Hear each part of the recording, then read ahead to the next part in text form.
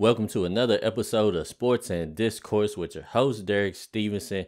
And on today's episode, I want to talk about the transfer portal specifically and what it's doing to my Kentucky Wildcat basketball team. Well, I had to take a couple of days off and, just give myself some time to, reflect on the season and, just get myself prepared for next year. And now I'm gonna have to be paying attention to the transfer portal and different things like that because there's still a lot left up in the balance with this next year's Kentucky squad. And I want to start off by talking about a couple of rumors that I've been hearing lately.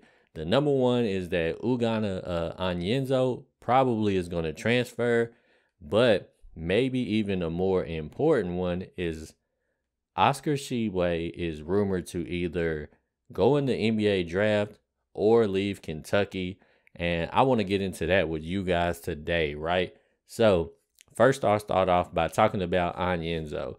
And my thoughts on the Onyenso situation is it's kind of strange to me because I thought his team was very accepting of what was going to potentially happen for him this year, which was, from my understanding, they pretty much said, we are going to come to Kentucky. We're going to reclassify, skip the senior season, come to Kentucky early. We're going to work out, get stronger, learn the system, and prepare for the following season, which will be his actual class season, which is 2023. So he came to Kentucky. He showed a little promise. He definitely has some weaknesses. He needs to get a little stronger. But he did show some potential. He seemed to have a very good instinct for blocking the shots. He actually looked like he was more ready to shoot outside than I even anticipated him being able to do this early in his career. And ultimately, he didn't get to play much. There was a lot of guys that probably could have made a gripe about playing time this season. Sahvir Wheeler didn't get the playing time that he wanted, and obviously he's transferring. Damian Collins is rumored to transfer. He didn't really get to play that much. Onyenso, Thiero, even Lance Ware. But I do believe Lance Ware is returning to Kentucky. But there was a number of guys that probably could have made a gripe about playing time. Whether you think they deserved it or not is another question. But there's a lot of guys that really didn't get a fair opportunity to play, if you will. And nowadays with this transfer portal situation, guys are just gonna move around a lot. Like I said, the Onyenso situation was a little shocking to me because from his camp, it seemed like the reports were that he was okay with potentially coming to Kentucky and just basically learning and getting stronger and preparing for the season afterwards. So it was a little shocking to me that they gave up on Kentucky that quickly.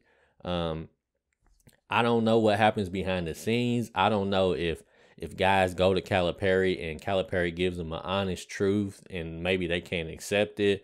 I don't know if maybe he said, hey, do you think I'm going to start next season?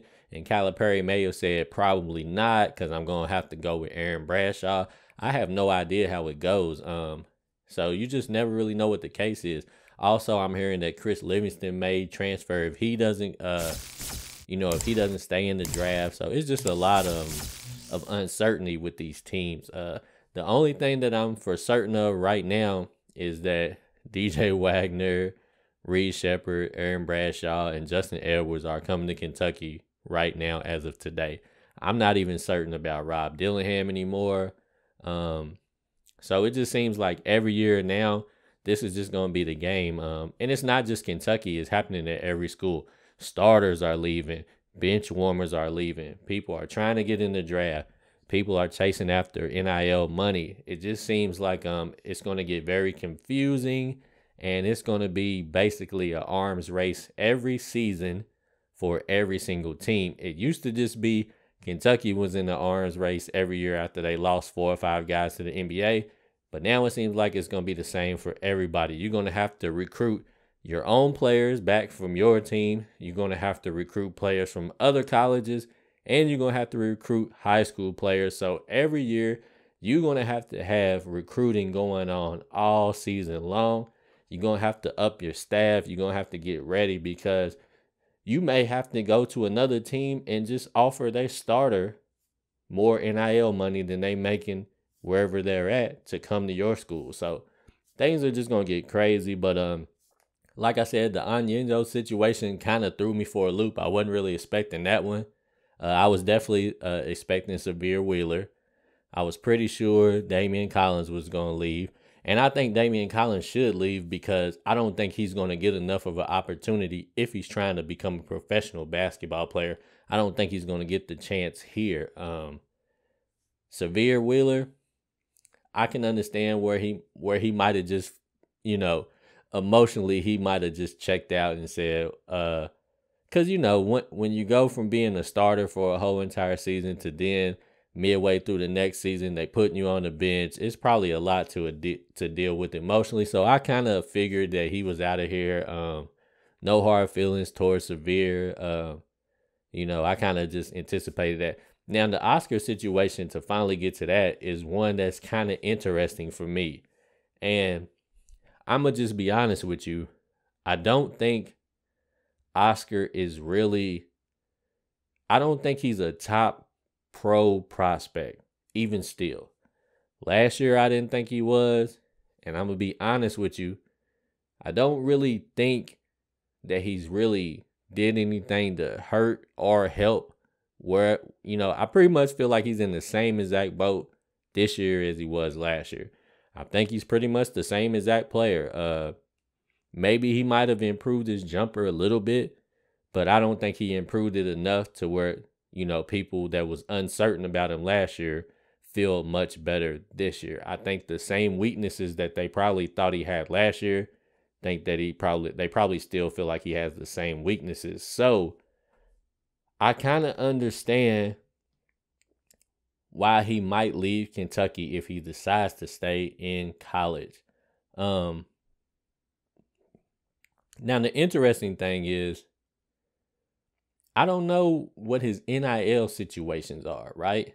So I don't know if, these businesses that give players these deals, I don't know if they're signing these kids to 1-year deals. I don't know if they're signing them to multiple year deals. I don't know if the deals that they are signing are, based on you being an athlete at a specific school. Because I know me, like if I had a business in Lexington, I'm only wanting to do business with Oscar if he's in Lexington. If he's not in Lexington, if he's at another school, I'm probably not trying to do business with him unless I was like a national corporation. Like, for instance, we seen the NCAA commercial with Jacob Toppin and Shai Gilgeous-Alexander.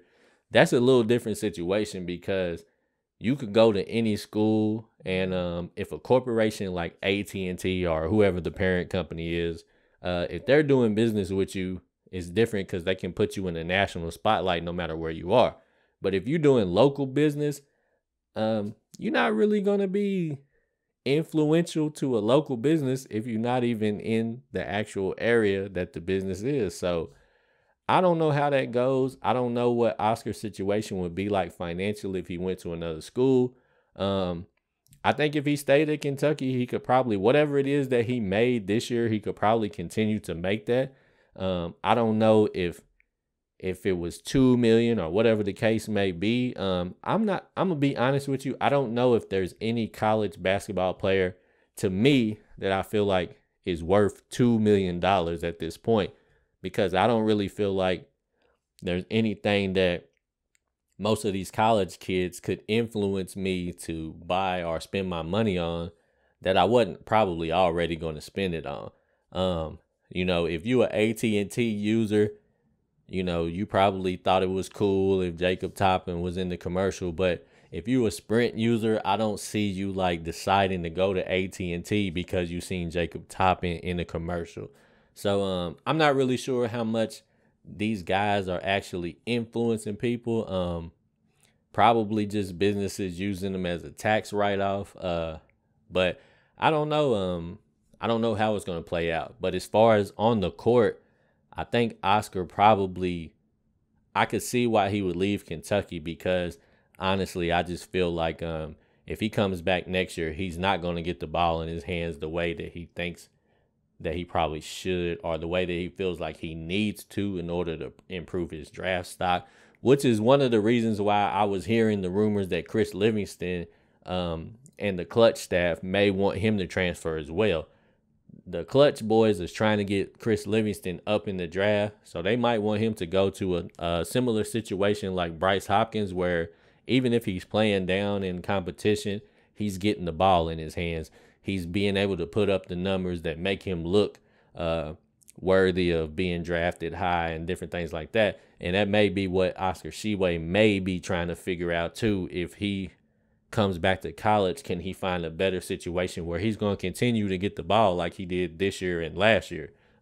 Because I'm just going to be honest with you, I don't think with the guys that's coming in, I don't think not one person is going to just be dominating the ball. I don't think,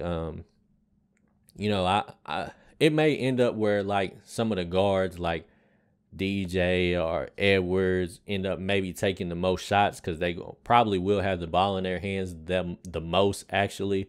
But there's not going to be a situation where I think with them boys playing that next year they would just come down court and just stand around and watch Oscar work. I just don't see it happening like that. And he probably understands that as well. And that's probably having some influence on what he's going to do if he decides to, skip the draft this year and come back for another year of college.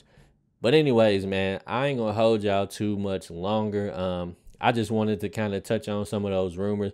But you let me know what you think about it. How do you feel about Anyenyo's decision? I know it's not official yet, but it's probably going to happen. And how would you feel if Oscar decided to transfer, or even Chris Livingston, man? You guys let me know what you think about the transfer portal in general. And we'll get back at it next time. Sports and Discourse with Derek Stevenson. We out of here.